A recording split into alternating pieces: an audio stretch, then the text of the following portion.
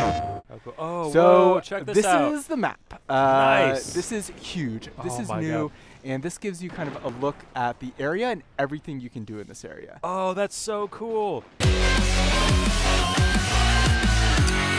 Hello, Guardians, and hello, Justin. Hi, Zach. I have a lot of new Destiny 2 footage for us. I'm to take very a look excited at. to see this footage. So I got a chance to head up to Bellevue, where our friends at Bungie are located, and spent, gosh, I think about 6 hours playing Destiny 2. I'm so jealous. Is this that European dead zone I've heard so much about? So yes, so this is the European Dead Zone. This is one of the kind of like patrol zones or explorable areas. This is kind of the first one that opens up in the game, and so this is what we're going to be checking out today. Around 25 minutes of footage here, showing off a lot of things that you can do. Bungie once again showing off their environmental design prowess. Oh my gosh, I mean, it is, the game is beautiful, right? As anyone who played the open beta last month saw, like, it is stunning. Yeah. So we're going to start off here. We're going to head up to meet Mr. Devram K. Okay. So each of kind of the main zones, from my understanding, have a kind of a lead NPC. And so Devram is kind of the main NPC for the EDZ. Okay. He is a sniper. He's A-okay. He's A-okay. I've heard quite a few new voices over the comms lately. Hawthorne says we have you to thank for that. It's a good thing, too. While you were gallivanting about the system, matters got a bit sticky here in the dead zone. If you've got a moment, we have plenty of things that need doing. Interesting. So he's kind of the overseer of the zone. You can see he's got some stuff that you can buy if you want, and then he also has a reputation. So there are a bunch of activities that you can do in these zones, and as part of the reward for them, as well for kind of exploring the space, you can get these EDZ tokens and these little dust-like things that you can turn into him, increase your reputation, you get a nice fancy engram. Oh, cool. Oh, So whoa, check this out. This is the map. Nice. This is huge. This is my new, God. and this gives you kind of a look at the area and everything you can do in this area. Oh, that's so cool. I wanted something like this so badly in Destiny 1.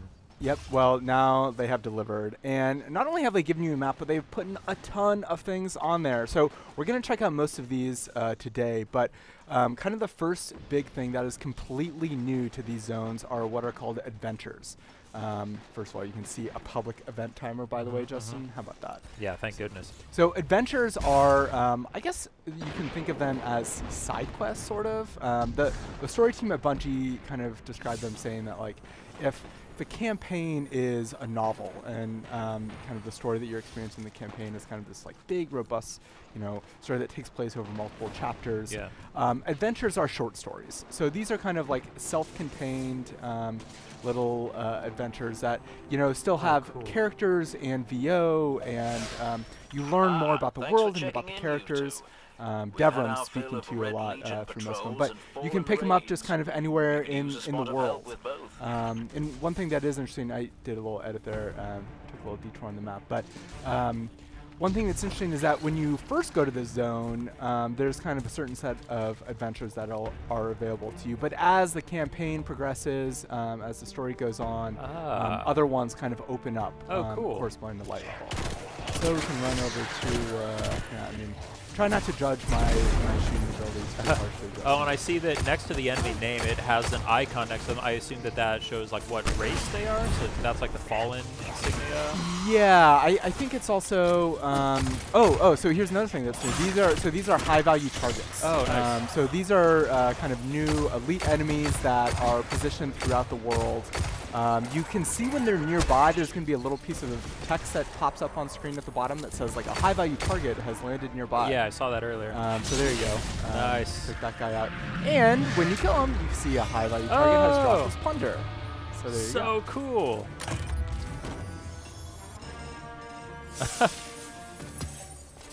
Oh, that is rad.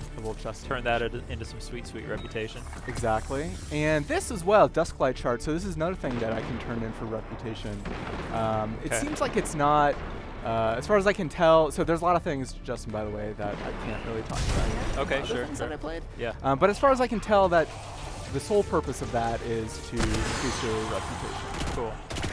I'm gonna pry you for details on the stuff that you can't talk about after we're finished. Well, all in due time, Justin. We're only a couple weeks away from launch here. I can't believe it's almost time for Destiny 2 already. Oh, I know. I'm so psyched. To put this Cabal communications cipher to use. The Red Legion fighting the Fallen for a change. Great idea. I can extract archived audio transmissions from any Fallen in the area. Nolan North returning as the Ghost. Of course, and I'm not sure who the actor is for Devrim Kay, but I really like the performance. Nice. Already, I mean, you can tell that kind of some of the new characters I met in this zone, you know, they have kind of a, I suppose, a tone and a quality to the writing that's very reminiscent of some of the stuff that we saw with the Taken King. And how that kind of introduced us to did you log back in and do any of the Age of Triumph stuff when that all got booted up? Sadly, I did not. Oh, I completed my year 1 book. Oh, so nice. I did that before. I guess was that Taken King? Or that should get you some rewards in Destiny 2. Oh, good. They had some stuff where if you went in and accomplished certain milestones in Destiny 1, those would translate into some rewards that you'll get in Destiny 2. Right, right. I'm sure that you know, once Destiny 2 starts up and I see you running around with your emblem, I'm gonna have major FOMO, but that's okay. I should say, by the way, I'm playing as the Warlock. So I'm playing as the new Warlock subclass, which is the Dawnblade, I believe. Okay, Dawnblade. Dawnblade, right. So this is kind of the fire-driven subclass for the Warlock. Nice. Did it feel so? You and I have seen and played this game in various states over the past few months. We were at the Destiny 2 gameplay reveal event in LA, and then there was the beta recently. Does this feel much different to you based on what we've played over the past few months? So in some ways yes, and in some ways no. And there's going to be a write-up on the PlayStation blog, by the way, at the same time this video is up, so you can go kind of read more about my thoughts.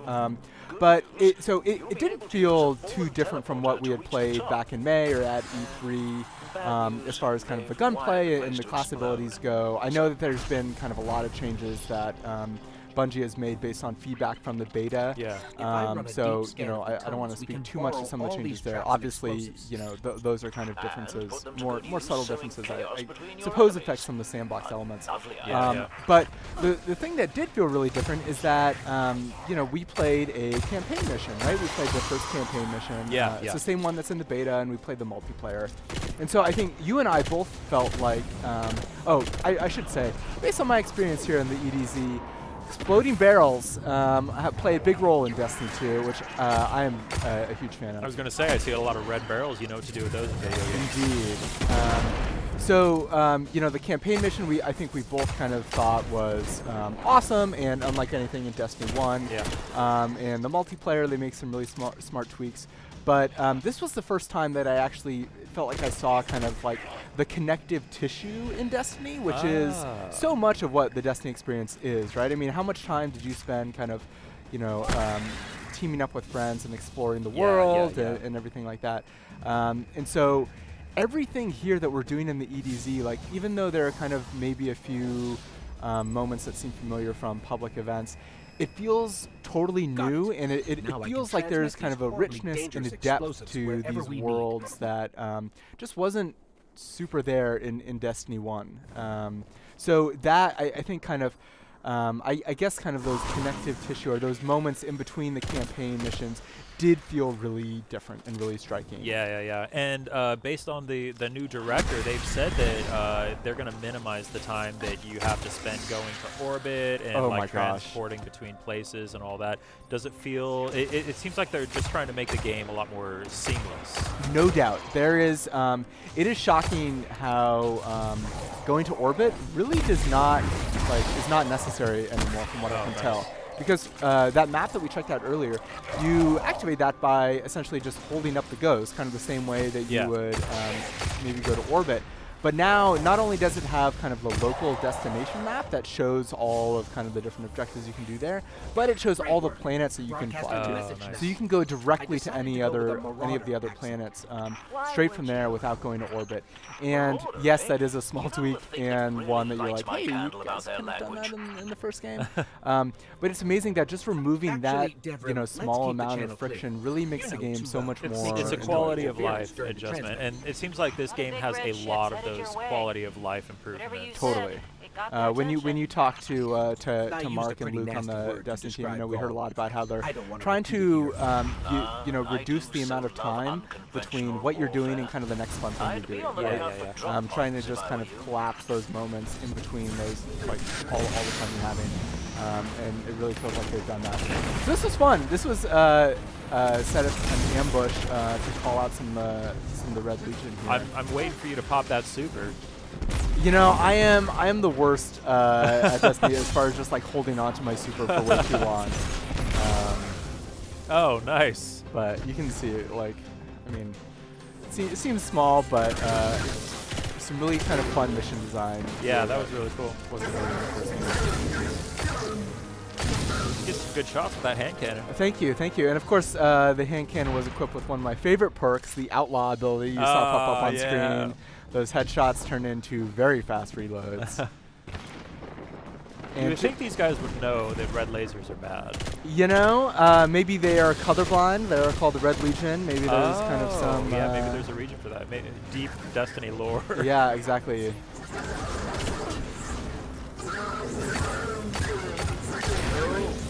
Nice. Yeah, so this is still that same adventure that we... This is all the same adventure. So, nice. It's taken us to a couple of different environments. It has, a few different stages. So they do feel, some of them seem to feel about as, beefy as some of the Destiny 1's kind of original campaign missions. Yeah, I was going to say it feels kind of like a mini strike, just like a really seamless, like strike mission without having to load into anything. Absolutely. And, the great thing you can do there is, you don't need to, it's not like I had to go up to Devram to get him to assign this to me. Yeah. This was something that I just saw on the map. I tracked it, I ran over there and I activated it.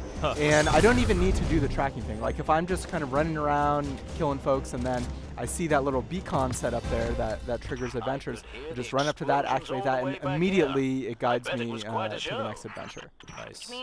Yeah, it seems like it really is kind of delivering on the promise of the patrol kind of ideology. Definitely. And, patrols, like they were in Destiny 1, are still there, but they're not even on the map. They're far and away kind of the smallest amount of thing that you can do in these worlds. So let's go check out something else. Maybe we can go check out a public event. So fast travel. Fast travel. Oh! So yes, not only is there kind of the main area that you can land in, but there are multiple fast travel points set up throughout these worlds. And nice. And I don't know, we didn't necessarily get into how exactly big each of these zones are. But they felt much bigger than a lot of the patrol zones in Destiny 1. And maybe it's the fact that you can always bring up your map and see exactly where you are in the geography that helps that. Yeah, being able to fast travel, such a simple addition to the game. Even just having a map and being able to see all that stuff, this is already just getting me even more pumped for this game. Totally. Now, Justin, what were your feelings on public events in Destiny 1? I liked doing them, but I felt like they were so random and so few and far between that you would only ever get like 2 or 3 people in them. So I think that having them pop up on the map and be more visible there will lead to increased activity, make it easier for people to find them and predict them and go in. Totally. Yeah, that was my feelings as well. Like they were fun for sure, but some of my most frustrating moments in Destiny 1 were kind of running around waiting for an event to happen. Yeah. No longer. Now you know when an event is happening nearby, and you know events that are upcoming based on a handy little timer displayed on the map here. Nice. So this is obviously a Fallen-driven public event. This looks really cool. They even designed this little area that is perfectly suited for this type of activity. Yep. So one of the coolest things about public events, aside from just making them easier to find and easier to access, is that there are now hidden objectives that can lead to a heroic version of a public. What? So this is entirely new in Destiny 2. There are now heroic public events. Oh. And so I think I triggered this here, but I don't exactly know how. So basically there are things that you can do that are not messaged at all to the player that kind of upgrade the public event. So there you go, join a heroic event. I don't know how that happens, but as far as I can tell, you can only learn about these through experimentation, through kind of. It looks like maybe that one was killing all the ads or something. Yeah, maybe killing all like the support servitors started up there.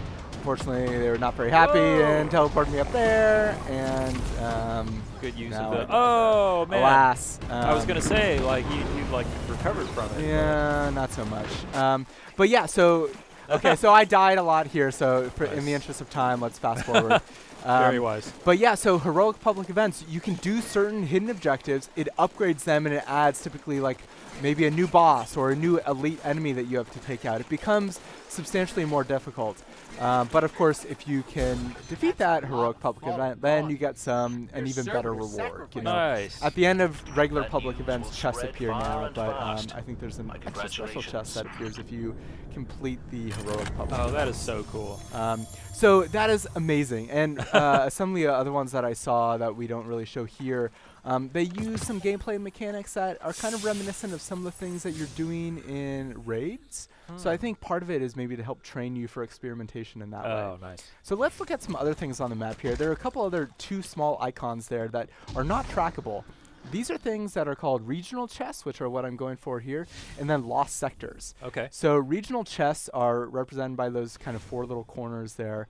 And these are chests that are just hidden throughout the world, that are kind of marked on your map, but they can be marked in maybe deceiving ways. So for this one, I had to kind of poke around, do some platforming, and aha, there the look chest at that. is. It's a gold chest. There you go. And it has that icon on there as well. So not necessarily a ton of gameplay around there, but cool. just kind of furthers, kind of motivates you to explore those worlds, to peek into those doors and those corners that you might not have otherwise. I'm glad that it gave you those tokens too, something that could actually be useful. I remember in Destiny 1, if you found the gold chest after you were already leveled up, you still got those like base level early game rewards and just scrapped them immediately. Exactly. So now there's a lot more of those gold chests, and they're marked on the map there. So the other thing is lost sectors. I had some trouble finding this one, so in the interest of time, we'll fast forward a little bit. But lost sectors are these kind of hidden areas that are not immediately visible, kind of just running around the world, that hide elite enemies and large chests. So they require a lot of exploration, kind of a shocking amount, actually. Like, I never would have poked around this area. Like, there's this whole drainage area that is under this map that I never would have known unless I'd known to look for a lost sector here. But this is not the chest, by the way. We're still getting there. But each lost sector is kind of guarded by a named enemy. Yeah, that's nice, right? Green shader, though. I mean, come on. A named enemy that is next to a chest. The chest cannot be opened unless you defeat the named enemy and get their cache codes. Okay. So it says here on the map, lost sector discovered. Cool. And you know, it felt like in Destiny 1 there were kind of perhaps some areas that were somewhat built out, but there wasn't really anything there. Yeah. So lost sectors feel like they fulfill that promise in my mind. These are, you know, substantial areas that feel really cool to discover, and again, some of them are really hard to find. Like, even though there are indicators on the map, a lot of them are not obvious at all. Like, I had to poke around quite a bit, you know, running around where the map is to find, you know, maybe where the entrance is to this area. So I'm still shocked that everything we're doing here is just part of the patrol. Yep, this is all content outside the main campaign. So there's finally found it. I do a little fade out there. But yeah, so there's named enemy. This is kind of the final room here. But yeah, I mean, all this stuff is really fun. I had a great time just kind of running around in this area. And I spent several hours and did not run out of things to do. Nice to see the swords are back. Oh yeah. And again, one of the things, sadly, I cannot show you, Justin, I know you want to ask, is kind of the inventory screen to see some of the sweet stats on this stuff. Sadly, I can't show that just yet. Okay. Oh, we don't have too much longer to wait. Exactly.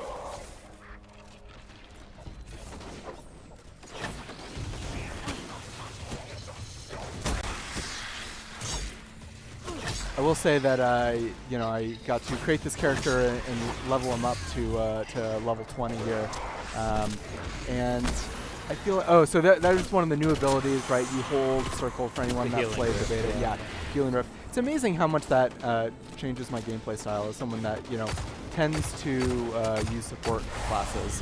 I chose the Warlock because I did not, I main a Titan, and so, I wanted to save a little bit of that. But yeah, take some of the support utility that the Titan had in Destiny 1 and transfers it to, I think, a character that makes more sense to have that kind of ability. It seems like it, right? Like, I mean, so there you see I defeated an enemy, cash codes, acquired. Stole his keys. Stole his keys. Well, I think we're wrapping up here in a little bit, Justin. Any kind of other questions or anything else? I mean, I have a lot of questions. I don't think you're going to be able to answer most of them. But I'm happy to tell you no. I am really excited at the prospect of patrols in Destiny 2. It looks like they're far more fleshed out, lots more to do rather than just kind of running around, killing stuff, doing patrol missions here and there.